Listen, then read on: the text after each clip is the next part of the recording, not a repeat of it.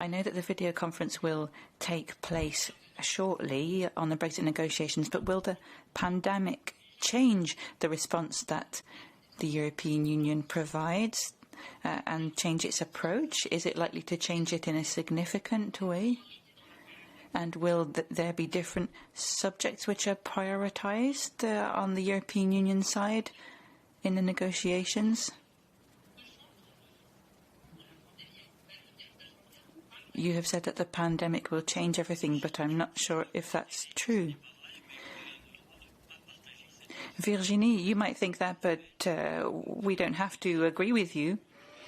I just want to remind you that the negotiations between the EU and the UK have been going on for a long time. And it's not as if we just met last Friday and came up with an agenda. The European Commission has a formal agenda which has been well fleshed out and is entering into structured negotiations with the UK.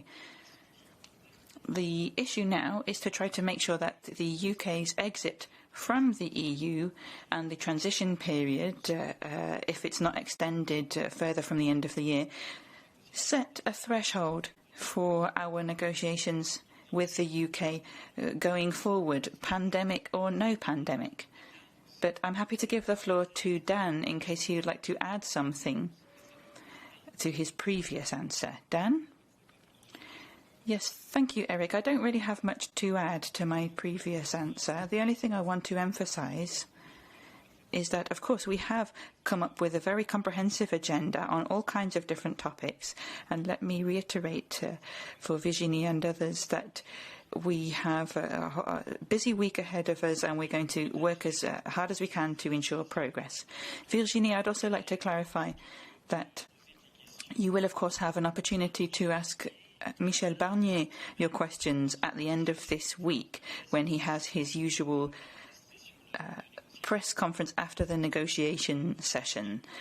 So he himself can explain to you what, if any, the limitations this crisis might have on the negotiations or on the way in which the negotiations pan out.